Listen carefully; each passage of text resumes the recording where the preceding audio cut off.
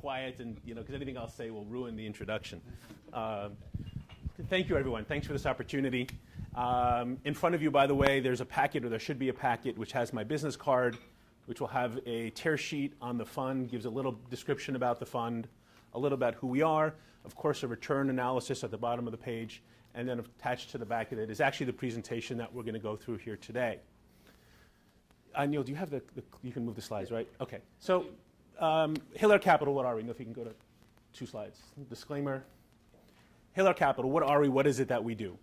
Hillair is an investment fund that looks to make fundamental investments in small, publicly traded companies seeking growth, transformative, catalytic capital. Companies that need capital for M&A opportunities, companies that need capital for plant expansion. I mean, any aspect of supporting these companies' growth is what we're looking for. We are not end-of-life financiers. We're here to finance these companies grow. Through our network of proprietary, what I'll call proprietary deal flow providers, we see roughly 40 to 50 companies a month at this point that are looking for some type of capital. And as we whittle down these companies, we find maybe 4 to 5 companies a month that we would like to finance with anywhere from $2 to $5, $2 to $6 million. When we make the decision to invest, and I will run through the whole investment process a little bit later on in the presentation, but when we look to invest in these companies, we finance them through a specific investment vehicle. And that is a fixed price convertible debenture with warrants. And let's stop here for a minute and go through the security, because it's actually the crux of our investment thesis and how we generate the returns, which is why we're all here. A debenture is just the fancy way of saying it's a note, it's a loan. And when we loan capital to companies, we expect a couple of things. One is that we expect for capital to be protected more than that of equity, meaning by that our note is higher up on the balance sheet. So and if there's an issue with the company, you want to sit higher on the balance sheet from a liquidation perspective. So our notes are typically very high on the balance sheet. We do subordinate to working lines, AR lines. I mean, lines to help these companies grow, we will subordinate to. So you expect that. You expect some security. The other thing you expect is you expect to get the money back. Our loans are an 18-month period, and we start asking the companies to pay us back at month 12. A little bit, 25% on month 12, 25, 15. And the reason why is that it's another look under the hood into these companies. At month 12, you get to see if the company can pay you back, how the company is doing, and in essence enables us to come back into the company and see what's going on. So it's an 18-month piece of paper. The other thing you expect when you're sitting in debt is you expect to get an interest rate. Well, we get paid 16% interest rate on our investments at this point. So what that means is that we're lending companies capital for 18 months, and we have this non-directional component, meaning by that it doesn't matter what the stock market does. You'll see that our returns are not correlated to the market on a certain aspect of them. The non-directional part of our returns is that every month we're clipping 125 basis points, or 1/12 of a 16%, regardless of what the markets do. There's another component. I touched on the fixed price convertibility feature. Well, the convertibility feature of our notes enables Hillair to look at the company and say, hey, company, we gave you your money at a specific valuation of $10 million. The markets are now valuing it $20 million. We don't want you to pay us back our money. We would like equity at the $10 million valuation, which is contractually negotiated and agreed upon when we close this deal. And at any point from when we close the transaction until they have to pay us back, we could say to the company, give us the equity at a $10 million valuation, and we'll sell it in the market, of course, at a $20 million valuation, and hopefully make some capital. So that is more of a directional component of our returns.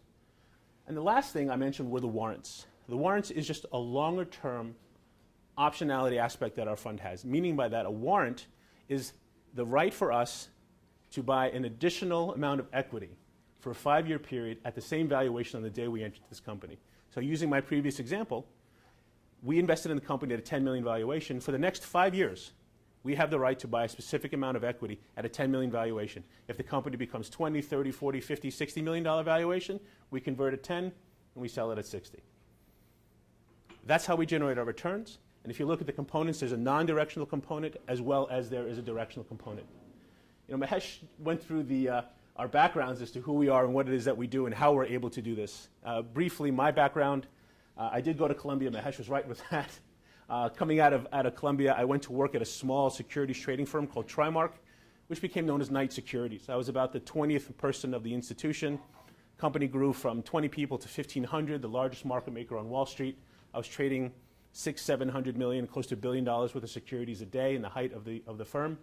I was building the marketing tools to solicit order flow away from the exchanges, which really means that I have a strong fundamental understanding of the capital markets.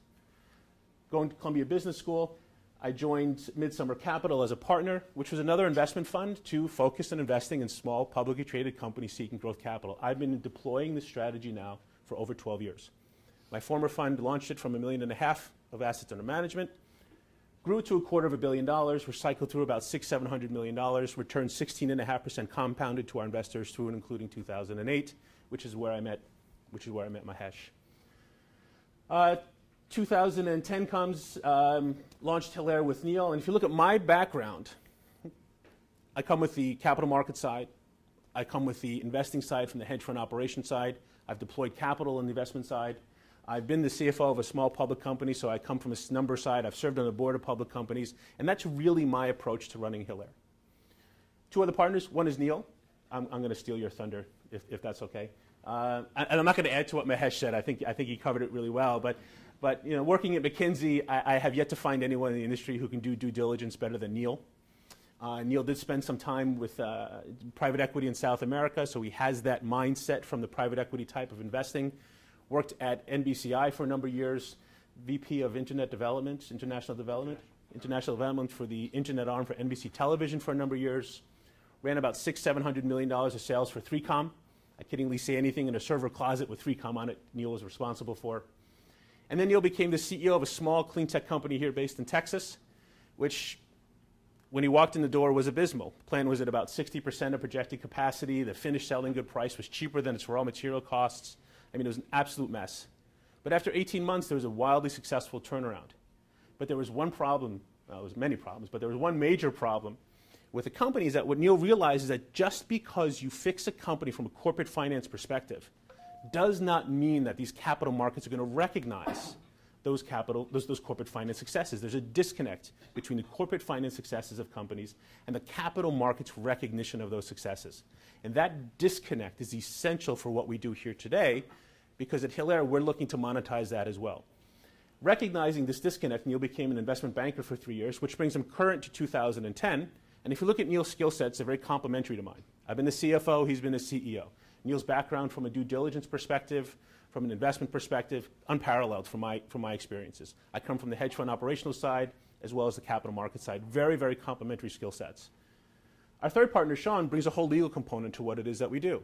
He was the founder of the Silicon Valley office for Jones Day, wildly successful office for Jones Day. I think it's the top performing office for Jones Day, Sean mentioned. Everything from corporate law, transactional law, M&A law. Sean handles all of that aspects for us. So it's a great team. It's a very cohesive team, very, very diverse in terms of our skill sets. But what's important about what we've done is that the idiosyncrasies that of the corporate finance mentality is let's sit, let's wait, let's percolate, which is an important part of what we do. But there's a whole capital markets component of what we do. And the typical idiosyncrasies of that aspect of Wall Street is the hurry up, let's hurry up, and let's hurry up, let's hurry up.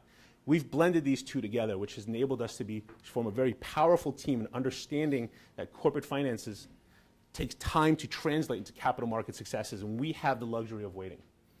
As we sit here today, our portfolio consists of 22 companies. There's 85 different securities, 38 which represent principal exposure. What does that all mean? There are 85 different types of securities in our portfolio spread across 22 companies. 38 of them represent debentures. They represent these loans. The difference, which is roughly 47 of these companies, are these warrants, is that embedded optionality that it sits in our portfolio today. If you look at what we are trying to do at Hillair, we're looking to deploy capital for 18 months, return to our investors a double-digit return, as we're expanding out this portfolio of optionality, which is represented by those 47 warrant positions. Take $250 million, invest it, get it back, but you have a set of warrants. Do it again. Invest $250 million, get the money back. You have another set of warrants. Remember, these warrants are 5 years. Do it a third time, and then let's have the markets run. Because whereas we're a $250 million fund, we'll have access to almost $1 billion worth of equity, given our warrant position. And we'll talk about the valuation on that, because it's actually very important. But what we've been able to do so far is you can see our returns. We're very pleased with our returns. We are not correlated to the market, negative 0.01. I mean, no correlation to the market, and extremely low volatility. and almost a 94%, actually after this month will be close to 95% compounded since inception. So that's really a summary of what we do. But let's talk about the market. Why does it exist? Why is it that we can get these types of deals? Turn the page. Thanks. The universe that we play in is actually one of the largest on Wall Street. 75% of all publicly traded companies trade below $250 million in market cap. 50% of them trade below $100 million in market cap. There are thousands of companies in this space. There's roughly 4,000 or 5,000 companies in this space. Half of them you can disregard. These are what I'll call end-of-life companies.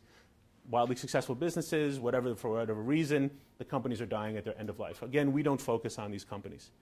But you find that then the other half, about a third of them are what I'll call conceptual. These are companies that you have the mad scientists at the helm of the ship developing the technology and really need 4 to 6 years of additional capital to percolate before they'll really start growing. We do not invest in those companies. You'll find companies that we call developmental. The mad scientist is at the helm, but he started to put the C-level management team around him. He might have a CFO. He might have a CMO. He's beginning to get some sales. Again, that's roughly a third of those companies. We do not focus on those companies because that's about 2 to 4 years. But then you find these gems, these diamonds in the rough, where you have the mad scientist who realizes that he likes sitting in his lab, developing ideas and concepts, and wants nothing to do with running a company. So he's hired a COO, and he's hired a CEO to go out and be the visionary and to promote the company. He's hired a CFO. They have sales, and they need capital to grow. These are the companies we like to see. These companies are typically valued, by the way, in the market, maybe 1 times EBITDA. I mean, we're buying into companies at less than 1 times EBITDA and less than 1 time sales. And the reason why is that these management teams don't understand how to market their company into the capital markets. They know how to run their business, but they're new to the capital markets world. And again, the disconnect that Neil experienced and Neil saw is what we look to monetize. You could buy into 1-time sales where their peers are trading at 10. Well, if you can capture 50% of that increase, given our warrant coverage, that's a 10 times return on our investment. By the way, it's not very labor intensive from our perspective. It's just educating these companies how the capital markets function. So we have this universe of all these companies. Why do they come to Hillair? What's going on? Why can't they gain access to other capital? Well, other sources of capital that they might have access to is the regional banks or the larger banks. Well, the problem with the banks is that, one, they're typically incapable of comprehending the capital markets side of these companies. They can maybe analyze the business from a corporate finance perspective, but you start integrating this whole capital markets component, they don't really understand it, number one. Number two, Basel III requirements. They have to now keep twice as much capital as they historically had to do as collateral against these loans. They won't deploy capital. Regional banks, the other banks, have left the space. Investment banks. Well, the problem with investment banks is that regardless of the size of the deal, investment banks have the same underwriting risk. So if they do a $2 million deal, a $20 million deal, or a $200 million deal, their risk from an underwriting perspective is the same. I'm sure I don't need to tell you that the fees are very different. The fees on a $2 million for a bank is very different than a fee for a $200 million. So the investment banks have left this space. So you have these 5,000 companies that are faffing around, 2,500 of which we'd like to see. How do we get our deal flow is that, well, when these investment banks left the space, there's been a couple of investment bankers who've jettisoned out and hung their shingles. We see about 40% of our deal flow from these people. And the other deal flow comes from IR firms, law firms, PR firms, accounting firms. All the service providers for these companies who know Neil and I have known us for the past 12 years, and they show us these companies. We do zero solicitation. We can talk about other funds that might fund these companies, the larger institutions. Highbridge, Ramius, AQR, CNH, Magnetar. All of these large institutions in these past 10 years have tried to invest in this space. The problem, though, is that they're trying to push hundreds of millions of dollars into the space in the course of a year. They've overfunded companies. These companies get cash rich. They blow up. And what winds up happening is every single one of those institutions that I rattled off, they've all since left because they've all blown up. They come in, disrupt the pricing, blow up, and then they leave. You don't see BDCs in the space. One, BDCs are facing their own problem. And number two, though, is that the deals are really too small for them. So you don't see BDCs. You don't see other funds. You don't see the regional banks. How about other types of funds that are investing like we do? We don't see them. The barriers to entry are huge, meaning by that, setting up the infrastructure to do what we do. You need a broker. You need an administrator. You need a custodian. You need compliance. You need to have all the bank accounts. You need the structure, the first slide. We are a master feeder structure. We are an international entity. It's time-consuming and it's costly. One. Two, good luck finding the types of service providers that we have. Citibank, Deutsche Bank, Sidley Austin is our counsel, Markham is our auditors. Good luck finding those people to do all of this work for a fledgling fund. Let's say you get it all done, which will probably take you a year and a half. You cannot walk into the space and wave a check because the investment banks are gone. So how do you find the deal flow? It's taken us years to find our deal flow. So we find ourselves in this market, 4,000 companies, can't find capital. We are flush with deal flow. And we're going to talk to you next about how we take those 40 companies a month and whittle them down to post-investment. But we are flush with deal flow. As I sit here today, we have over $30 million of deals that we have vetted and would like to invest in under the terms that I've discussed in companies that are revenue generating and in fact EBITDA positive, and there's no competition. We actually publicly announced last year that we left one of our deals open for other co-investors and not a single person came in. So very interesting marketplace, huge barriers to entry. We have a significant first move advantage in this space, and we would have visibility if somebody else walked into the space, and there's no one doing this type of investing. We do have competition typically from the board of directors of companies that we finance, but that's really it. So that's the marketplace, and that's the size and the scale and the scope. Flip the page. So what's our investment process, and how do we go through this process? Our deal flow. It's kind of repetitive. I mentioned that without any solicitation, we receive 40 to 50 companies a month. Okay? Again, half these companies we disregard. And probably once a day, it's either Neil, Sean, or I are speaking with the introducer and or the company themselves to get a feel for this company. The management team. We like to hear the management team speak. We like to have about a half-hour call to see if there's actually something there. Okay? So we'll vet that. Then we'll do what's called an initial screen. That's where Neil, Sean, and I, or at least two of us, will get on the call and have a much more in-depth conversation with this company. The call is usually about an hour, hour and a half. And during this call, you try to accomplish a couple of things. One, you want to make sure the story is the same when you first spoke to them. Number two, you make the assumption that everything they tell you is true. And then you talk about how it is we're going to invest in your company and make sure that the company themselves is acceptable to our terms. Excuse me, which means we fire off a term sheet. By the way, we have that call probably 3 to 5 times a week with companies. Okay? And we fire off a term sheet. We always take the lead in our transaction. Sorry, we just don't trust anyone. We don't trust anyone's due diligence. We just don't. Okay? So we always take the lead. We create a structure. More importantly is that we always properly fund these companies. We do not overfund companies and we do not underfund companies. We want these companies to have exact capital that they want. And if we had more time, we'd go through a term sheet because there are specific components of the term sheet which you need to understand from the perspective that when you properly fund a company, you get to hold the management team's feet to the fire, meaning by that if they miss, meaning by that if they aren't as successful and need more capital, we have certain rights where our principal and our ownership is maintained from a dilutive perspective. So there's a lot of components to our term sheet from a credit side that really protect our investment, but also our ownership of the company. Once they sign the term sheet, we visit every single company we invest in. We do background checks on management team. We speak to customers, suppliers, distributors. We play with the technology. We break with the technology, try to fix the technology. We speak to anyone and everyone we can about the company. Also, we love financial models.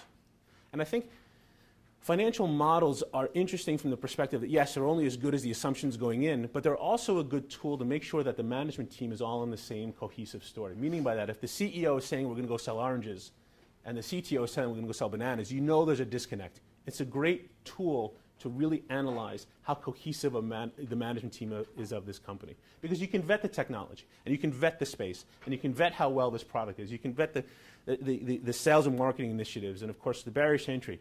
But it's really the management team. And if you notice throughout our whole due diligence process, we spend a lot of time with the management team, even socialize with them, just to get to know them and understand them and make sure the story doesn't waver amongst each independent C-level person or as well as the team.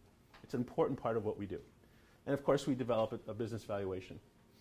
Once we decide to move forward with the transaction and completed that process, we'll document the transaction, which means we will physically structure these debentures and these warrants that we've talked about. We actually create the securities and file them with the SEC. Every single one of our deals are publicly announced. Excuse me, there's one that's not, it was a private entity. But typically, all of our deals are publicly announced, which means we have tremendous transparency. We love it when investors come to us and say, hey, what's in your portfolio? We say, here's the portfolio. It's public anyway. You might as well see it. And maybe you'll like some of the companies and go buy the stock, which will help all of us. So that's the closing of the transaction. But what's interesting, too, about the due diligence process is that when you sit across the table from the C-level management team, they tell you what their story is going to be and what their growth trajectory and growth strategy is going to be. And you can actually almost plot it on a graph. Post-closing, you can follow the press releases and follow the successes of the company. Now, you have tremendous visibility. We are insiders once we close the deal. But we don't demand that these securities get registered with the SEC. We can't interact with the markets until 6 months after we close the deal. So it means our data is stale, so it's fine. But we have tremendous knowledge. And why is that important? Is that if you have 2-year knowledge, but your loan matures in 18 months, you're actually in pretty good shape. Not only that, I mentioned earlier that we like these companies to start paying us back after month 12. A little bit. We like them to get used to writing a check. We also like to look under the hood again. And typically, when we look under the hood, we find one of 3 things. One, the company is having some issues. We'll have to roll up our sleeves, which happens probably about 20–25% of the time. We find that companies can pay us back the money. Yeah, their growth was okay, but nothing very exciting, and they pay us back the money. Happens about 20–25% of the time. About 50% of the time, though, the companies say, look, we can pay you this money. But the system is functioning so well, we'd like to keep it. And for that, we'll maybe increase your ownership from the existing paper maybe 20%, meaning by that reduction of the conversion price or more warrants. But they say, look, you've done your due diligence. We've delivered. We've exceeded expectations. We have some more money, which is great. So we use this as a tool to really look under the hood as well as to refinance and reinvest in our companies. We love that type of scenario. We gain a bigger piece of ownership from our existing paper, and we take more ownership of a company that we believed in a year ago, which is obviously in better shape today. So that's really the investment process. And when we close the deal, of course, we have a portfolio of securities. We watch the capital markets every day. We watch the news every day. We read the Qs and the Ks. We speak to management teams. They actually call us and solicit our advice and talk to us about what's going on in the market. Look, one of our best references are the companies we've invested in. I don't know how many investment funds you can speak to where the principals will say, speak to the companies we've actually given money to. No problem. We have no problem with that. They are one of our best references. So that's really how the investment process works. Now, turn the slide. How do we offset the risk? I mean, look, what we're trying to do is deploy capital, protect it, and give a nice return to our investors. Our first risk is really the credit risk. How do you deflect credit risk? Due diligence. Again, Neil's due diligence is the best that I've seen. I'll keep touting it, but it's the best I've ever seen. Look, that's really your first line of defense. The second line is the security that we use. Again, we sit high on the balance sheet. So if there's a problem, we have the right to go in and secure ownership of the company, or we're typically one of the first institutions paid back. The other thing, though, is that you have to be very careful with these small companies, that you have to right-size the deal for the company. Yes, every company that we see would like probably 2 or 3 times as much capital as they ask for. But when you start doing your due diligence, you realize that the $10 million they want might be for 5 initiatives. Why don't we start off with 2? And let's give you $2 million. And the reason why is that if you have a management team that has a $50 million market cap company, they own 20 to 40% of this company on a fully diluted basis. They have 5 years of their blood, sweat, and tears in this company. Their kids' college money is in this company. They will not let this company go for $2 million. They will fight tooth and nail to save it, as opposed to giving them $10 million. Not that it's ever easy for the management teams to walk away, but it's a little bit easier to walk away from $10 million than it is from 2, especially given the management team's personal involvement in this company. And that's really the main risk of what it is that we do. By the way, our default rate in our fund, our recovery rate on any defaults defined as a company not paying us or restructuring right now is about 104%. Okay? And we can go through specific examples. Other risks that we have is the contractual risk. These are contracts. It's like any other document, so you do have contractual risk. I can't talk to us ever having any major issues with contractual risk. Look, and there is a component of market risk for what we do. Our exits out of our transactions are the typical private equity exits. Companies pay us back our money, just like you would from a private equity approach. Companies get acquired. You get paid back. Companies uplist or go public, you get paid back. But our fourth component and a differentiating aspect of what we do is this whole capital markets, which is, again, buying the stock and selling it in the market. There's risk associated with that aspect of our exit to the extent that maybe liquidity dries up. Maybe there's an issue with the company's ability to act like a public company, have Q and filing issues. We see it and we have it, but again, we can lean on the other ways we can exit out of our companies for that. So that's how we offset and the risk associated with what we do. How do we value these portfolios, these securities? And this is actually very, very important. And it's very simple. Our debt instruments, our convertible instruments, which represents roughly 92, 93% of the portfolio, these debt instruments are valued at most at cost. Even if these securities are in the money, meaning by that, if I have the right to buy stock at $2 based on the negotiated price and valuation and closing, and the stock's trading at $4, it is valued on our books at $2, full stop. If the company misses multiple interest payments, it's marked to market because that's indicative of a problem. A company missing the first interest payment is typically a bonk on the head to the CFO, say, hey, you know, it's time to grow up. So we do have that every so often. But again, what's important is that they are not upvalued for intrinsic value, and there's no optionality associated with the value of these derivative products or these optionality. Registered and unregistered shares typically are marked to market or the lesser of cost, meaning by that stock's trading at $2 and we have 100,000 shares, we'll value it at $200,000. But it's a minimal part of the portfolio. And again, what that means, though, is that if you notice how we market these securities, regardless of what the capital markets do, it has very little impact on the valuation of our portfolio because we carry very little equity, which is, again, why we have very little correlation to the markets. This 92, 93% of these convertible debentures, they're yielding us 125 basis points a month of return because of the interest rates. So again, that's the important component to the valuation methodology and why our returns are the way they are and why we have no correlation. The warrants. Warrants, as I mentioned, are an essential part of what we do. We love warrants. We love them because we want to build up this cache of warrants. As we sit here today, we have access to over 1 billion shares of stock. Even if they're in the money, they're valued at zero, which means that anyone investing in our portfolio today is investing in a portfolio where that intrinsic value of the convertible instruments and the intrinsic value of the warrants are not valued in our NAV. So the question I typically get asked at this point is well, what's the intrinsic value of your portfolio? What's the Black-Scholes value of your portfolio? Meaning by that, how much is this optionality worth? The intrinsic value in our portfolio right now is about a 27% return.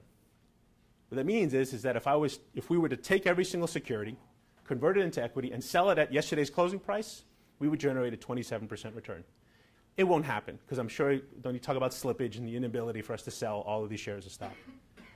If you ask us what's the Black-Scholes valuation, which of course includes the time value of money, on a 60 vol, for all those people who like the Black-Scholes model, on a 60 vol it's about a 47%, and on a 100 vol it's over 70. The Black-Scholes is a great academic tool. It is not a tool to be used to compensate managers, which is why we don't do that. So again, full circle back, if you flip the page, how do we drive? Sorry. Okay. While we're all here, how do we make money? We make money by this non-directional component of our returns, which is the interest income, which is roughly a 9 to 12% return. Why isn't it 16%? We carry cash. So we have some cash in the books. Sometimes we have some equity. We also have what I'll call the equity-driven or the equity appreciation, kind of non-directional. This month alone, in the month of September, for example, we had one of our portfolio companies pay us back. But when they pay us back at a premium. Okay? So I'll call that an event. It's an event-driven return. It didn't matter what the stock market did. They paid us back our note. They paid us back at a 15, 20% premium. It's great. It was unexpected. It was nice. We had another one of our portfolio companies this month as well sell its assets to another company, which is great because, again, it was taken out at a premium. We got to transfer that ownership to NewCo, and we had a nice return event from that perspective. There's a directional component of our returns, which is the equity appreciation of warrants. We're liquidating one of our positions. One of our best performing securities this year is an outsourcing IT company. There's no assets. It's a purely business risk investment. We convert the stock at 36 cents. We're selling stock at 60 cents. And it's been a wonderful return for us this whole year. But what's important is that this is how we make our money. This is why we're not correlated to the market. And what I'll call this is why we're building out our warrant portfolio.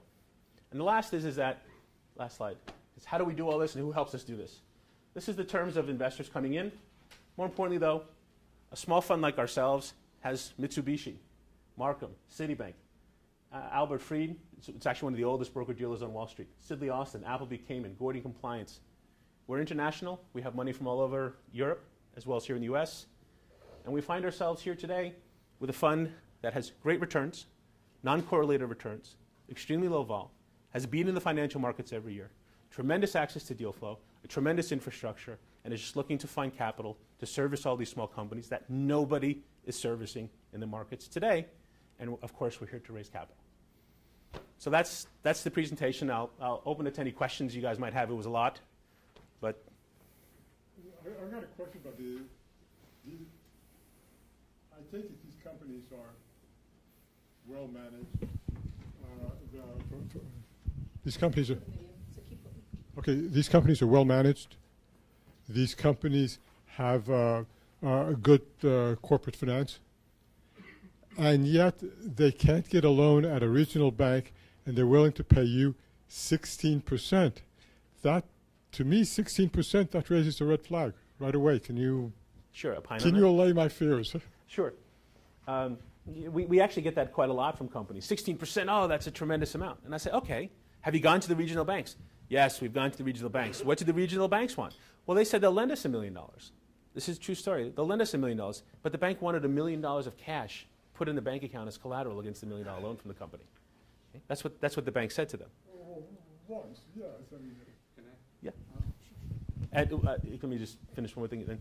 So, but they're not lending. These banks are not lending into these small companies. We haven't found companies that have bank debt. Okay, they have revolvers, but they don't have bank debt. One. Two, they've gone to the market, and there are toxic players. There are loan-to-own types of shops. They'll want 60 to 70% of the company insert form held in their counsel's office with assigned stock powers in case these companies mess up. Those exist, but these companies don't want to take that capital. And then they go around the market. They can't find an investment banker.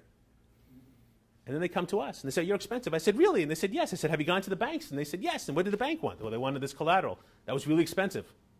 Okay, have you gone to the other players? Yes, what did they want? They wanted 70% of the company as collateral. That's expensive. I said, so how are we looking now? They said, well, you're not that expensive. We get it all the time, but you start focusing on what's around you, what's around them. And that's one. The other thing, too, we do is we defray it, is that our structures are actually an 8% interest rate and an 8% what's called original issue discount, meaning by that if we give the company $1 million, they'll give us $1,080,000 of face value of paper. So they get to say that they actually raise money at 8%. Kind of delving into the weeds a little bit here, but you can deflect it that way. Neil, you wanted to add to it? Yeah, I would also say about the moral hazard issue. It's not just one company that's having trouble. We have an oil and gas services company here in Texas that is factoring receivables from Exxon, Anadarko, Southwestern at 24%.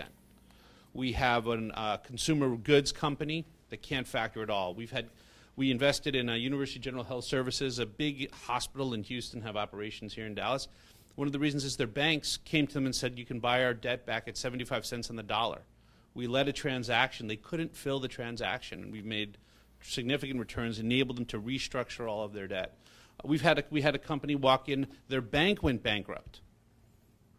And they went out to go find another bank, and they couldn't because how did you lose your banking relationship? And they showed them the Wall Street Journal article. They showed the other banks, and the banks wouldn't raise the money. So this is not an isolated situation where these companies can't raise capital. The BDCs can't invest a lot of times because we're in one transaction right now. Business development corporations, we could talk about that, but things that should be doing stuff like this, they want to see profit for several years, or we'll take business risk. I think. Go ahead. But I think so that I think it's not just one incident. We can go through multiple. We get to come in, and we're not looking just to keep these companies alive. We look for very catalytic events, acquisitions, restructurings, significant growth opportunities. So 16% is expensive, but for a company that's been starved for capital, and I said we can go through every one of our investments, there's a specific catalytic event which drove that investment. And they have no other opportunities. And finally, just the management teams are really crucial. Our management teams, we could sit down, and if we put our CEOs and CFOs in a room, you guys would be surprised at the quality of the people that we have. People that understand their role, stewards of the shareholder value, significant executives. We don't take board seats. We don't want to get involved in the company because we want to know that we're investing in a management team that can run this business without us. Showing up once a month for 4 hours, if that makes a difference in the company's performance, we don't want to invest. So, again, we can go through more detail, but the quality of the management teams we find is spectacular. And the reason why we're able to get these returns is we structure it so that it's not oppressive to these companies and enable them to achieve these sort of catalytic goals. So they're looking to say it's expensive, but we're trying to make huge leaps in value creation. Also, again, the use of the proceeds, M&A opportunities, they're making acquisitions at ridiculously low valuations, 1 times EBITDA, 1.5 times EBITDA. So they don't mind paying up for the capital a little bit as their perception because they're getting such a good deal on the other side. And I laughed because I got a call yesterday from a company that's doing $25, $30 million in revenue, generating $2 million of EBITDA. They want to raise $3 million for an acquisition to add another $20 million of top-line revenue and $1.5 million of EBITDA. They went to the banks, and the bank says, no, you haven't been profitable long enough. You need at least 18 months. You've only been profitable for a year. We're not lending to you. It's a true story. We can get $3 million into this company at 16%. It'll be a $40 million revenue company with $4 million of EBITDA. They want $3 million from us at 16%. And on a fully diluted basis, we'll own probably 12, 14% of this company. We just can't do the deal because we're running out of capital. By the way, we have better opportunities from a valuation perspective that we're looking at now, which is why we're not doing the deal. So, yeah, I've got a question. When you say you've returned the money, okay, so through the interest part, and you have these warrants, do the warrants require capital to exercise the warrants? Okay, great question. Where does that money come from? Sure. The warrants are actually cashless exercise, so no, they do not, unless the underlying shares that we gain access to are registered with the SEC. Again, I'm kind of in the guts here. Typically, the companies will not spend the $50,000, $60,000, $70,000 that it'll cost to register the securities that we are creating. We don't want them to, because we actually like the cashless exercise, because there's no additional cash required. As I sit here today, 96% of our warrants are cashless at this point. We've only had one company, it was Aspen, that registered the underlying warrants, purely because they did an S1 filing. They raised $5.5 million of equity. They paid us back our money on September 4th of this year. We put $2 million in last September. We've taken out $2.5 million, so we made back our money plus $500,000, and our warrants are now 10 cents in the money on 14 million shares. Okay, but you keep the original investors attached to the warrants. In other words, yes. Right. Yes. Okay. Now, if it was a public company, it is you had to put the money in, then you'd have to go back to the original investors and say. So no, so we're not a private equity fund. So what that means is that as an open-ended fund, we keep cash on our books all the time, and people subscribe and all the time into our fund. So it's not that we'll have to come back to our investors and say, put more money in. So it's not that it's a closed-end entity. We are an open-ended. You can subscribe any month for the life of the fund. The lockup is a year, and you can redeem once every 6 months. So there's this consistent flow of capital in and out of our fund, which is, again, if you look at our liquidity parameters, it's really 18 months, which is why we're doing 18-month paper. Okay? You should just describe the fact that when you invest now in the fund, you're getting the whole yes. Okay. diversified portfolio. That's an important point. One of the differentiating factors, too, is that when you invest in our fund, you're actually buying your percentage ownership across the whole existing portfolio on the day you enter, not just on one security. So you're buying into this undervalued portfolio that I said is a 27% return on an intrinsic value. If you were to invest today, you would reap that benefit. You're buying into a theoretical undervalued portfolio. But when you exit, you're exiting out of an undervalued portfolio. So thereby, you should never exit. So I guess I had two questions. The first was, what is the average EBITDA profile of portfolio companies that you consider? And then second would be, when you're pricing, I guess, the optionality component, how do you estimate the volatility of these companies, especially because they're kind of small to micro cap? Sure. Let me deal with the optionality first, and then you'll take the EBITDA. We don't price the optionality. Our warrants all have a zero value. So it's of no consequence to us. So the way we use the optionality aspect of our warrants is that if someone was to offer to buy our portfolio out of the 30% premium today, I would say no. Because companies actually do report what vol they're using. They typically range between 80 and 100 vol. At 100 vol, we're 75%. So if someone offered a 60% premium for our portfolio, now it's a good academic tool to say, hey, we're in the ballpark. But again, the valuation, return components have no impact by the volatility and the optionality associated with our portfolio. So it's a no, never mind. And Neil, I'll let you go to the EBITDA. I think I need that microphone. So Arvind asked, what's the EBITDA profile? So we take business risk. We're not purely asset-based lenders. We'll grab assets whenever we can. We're doing some oil and gas stuff where we have mortgages on the properties and stuff like that. But what we do, so we'll take business risk. We'll invest in companies that have negative EBITDA at the time of the investment, but every single one of the companies, we have to feel very comfortable that this amount of capital we'll take them to cash flow positive where they can pay back our debt. So we're not financing. The company needs $5 million. We'll give them $2 million. It's a bridge. We don't let them jump halfway across the ditch. And that's what Scott's talking about. We want our executives and the companies, when they've completed a transaction with Hillair, they can wake up the next day and run the business. I mean, Mahesh and I were in a situation where we would do a transaction, and on Monday we'd start fundraising again. We weren't able to run the company. That's one of the real operating principles of what we do, is we want to make sure, and that's why we do detailed financial models and work with the company, and we never undervalue a company. We never jump halfway across the ditch. Underfund. Or never underfund a company. We never jump halfway across the ditch. So that's a key part. And one of the things you were talking about, how do we value the options, and Scott talked about it from fund net asset value calculation. But another way is looking at is how do we look at this as potential return? And one of the things that we do as part of our financial models, we look out at what we think the company should be valued in 2 or 3 years. And then we dilute out the cap structure based on, we say, look, here's what in 2 or 3 years the company should be worth this. The cap structure would look like this. Therefore, our warrants would be worth this. Which is actually, I mean, we can go into this detail. You never really see people do this, and this is sort of like new frontiers of finance, because most people will say use Black-Scholes or other things. And it's not actually that complicated, but people don't do it that way. But we're able to do, we do that. So that's how we'll ascribe value to the warrants, really trying to figure out what's the true value of the company and what will the true value of those warrants be. And that enters into our calculations. But at the end of the day, that's upside. That's the icing on the cake. We want to be able to deliver our returns based off of a credit-worthy company that deliver true value with a management team that's focused on growth, not on how do I make payroll 7 weeks from now, so I better start raising money again. What's the typical structure of the company's existing debt?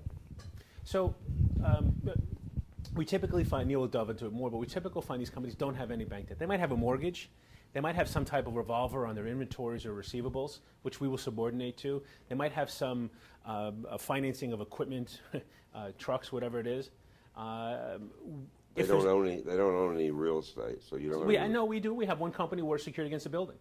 Okay. So look again. That was my next question. It was after you explore the debt side of their balance sheet, then where do you find the collateral or the security to invest in? 2 things with that. One is that whatever's left over we'll take. Okay, so whatever assets there are, we'll take. Well. No, but there's IP, there's real estate, you can be second on a receivable. Sometimes companies actually own hard assets. They might own some specific inventory. They might own the building. So we secure against these other things. My experience has been with smaller companies like this, the reason that they're in trouble to start with or can't raise money is that they made a stupid mistake early, and whether it be an SBA loan or whatever the circumstance might be, and a lot of their assets, if not all of them, are tied up with, and somebody else has a complete first lien position and lock on the whole deal. We see that. So companies do stupid things with financing. We walk into companies, by the way, and say, look, we're not going to finance you unless you fix it. And this is how we want it fixed. We want everybody who's not a core lender to this company to convert to equity. That's what has to happen. And it's not what has to happen. That's what we do, otherwise we don't invest. So I can point to probably a third of the companies in our portfolio that we looked at them and they did a stupid toxic financing deal, or they did one of these SBA loans that is secured against everything, and so they have. And the bank was the lead on the deal, and they exactly everything, including firstborn children. Yeah. Okay. So we have a perfect example. You should talk about ANRU. It's a perfect example about how a lender came in, secured against everything, crunched the company down into the value that we got. Yeah, Larry asked a great question. Just for everyone who heard it, a lot of times these companies are troubled because of mistakes they made on the balance sheet, and they've completely encumbered the company. When we come into the situations like that, a lot of people run away and say it's too complicated, too much debt. But we'll actually come in and say, look, this capital can solve this problem, but everyone else has to move down on the balance sheet. So Scott's talking about a company, American Natural Energy has actually changed its symbol. It's a company that's developing, that actually has production, oil and gas production in Louisiana. And they had done a terrible toxic security. And we can go through the details of it. This company actually came into 3 portfolio companies of ours. We made money all the time, helping the companies unwind a really bad toxic situation. It's talking about a catalytic event. This is a company that had entered into a transaction, supposed to be $10 million, for a drilling program. The lender provided, I think, the first tranche, gave them no more money, so they sunk it into 1/5 of a hole of a drilling program, so they're getting no cash flow, put them in default. Company's generating over $100,000 of cash a month through a lockbox, and the lender's taking all of it, 100%. Haven't any fun yet. Yeah, they were, and the management team is obviously in deep trouble. We went in there. We're able to buy out. We negotiated. We took out the entire senior lender. Instead of putting something so toxic, we actually don't ask them to pay us interest for 9 or 12 months. So they're actually able to take that cash, put it in. We actually gave them a little bit extra to do their drilling program. Simple stuff. I mean, for people who know oil and gas in Texas, paraffin cutting. I mean, not drilling a $3 million hole, but fixing the compressor so that they can pump the natural gas back in to get the oil up. $15,000 improvements, $20,000 improvements. So you can imagine, for 3 years you're running an oil field and you can't spend $15,000 to improve it. Think of what the benefits of just a little improvement like that would be. But they were stuck on the balance sheet. So we came in, fixed the balance sheet program, put a more appropriate structure. They had another $3 million of debt, forced that to subordinate to us. So it was from a group of local people who had invested in the company from Oklahoma. So, and we walked in there and said, we're not going to do this unless they subordinate. So that's where we ended up. And we have mortgages on all those assets, by the way. We went into they're all mortgaged in our name. If they don't pay us back, then the downside is we own a $7 million oil field for $3 million. They lose the oil field, you find somebody else. What percentage of the company? What percentage of the company do we own? Oh, and our warrants represent 25% of the company.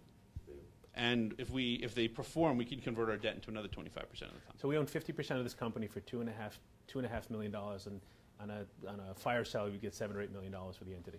Management's thrilled because now they can actually drill for oil, and they have other opportunities. And they have $500,000 of working capital. They can go do the work they want to do the work, just actually pay the credit cards of their senior guy in the oil field who's owed $11,000 to put on his credit card, and the other fund wouldn't allow him to pay the guy working in an oil field. I mean, he's a supervisor, but really that was one of the things that we said, you got to be kidding me. We're trying to understand who's this debt for so-and-so. Well, that's the supervisor.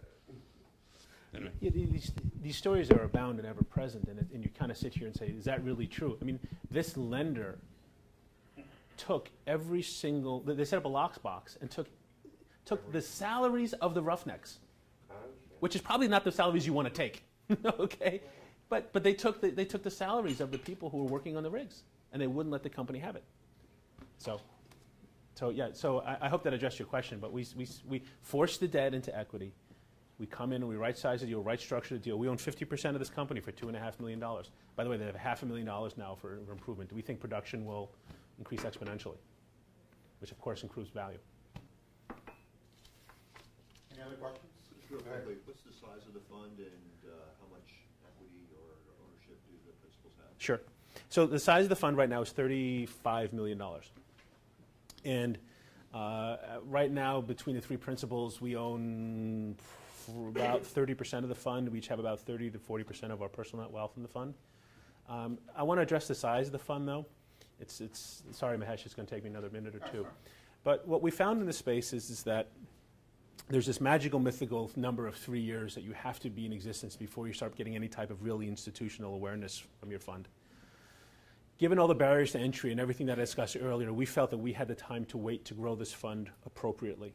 Meaning by that, we didn't feel the need to take on financing that was extremely dilutive to Neil, Sean, and myself because we're the three owners of this company. So we finished our third year of operations at only $17, $18 million. But we finished our third year of operations with having our audits done by a top 12 auditor in the world. Our K1s were on our investors' desk every year by the second week in March.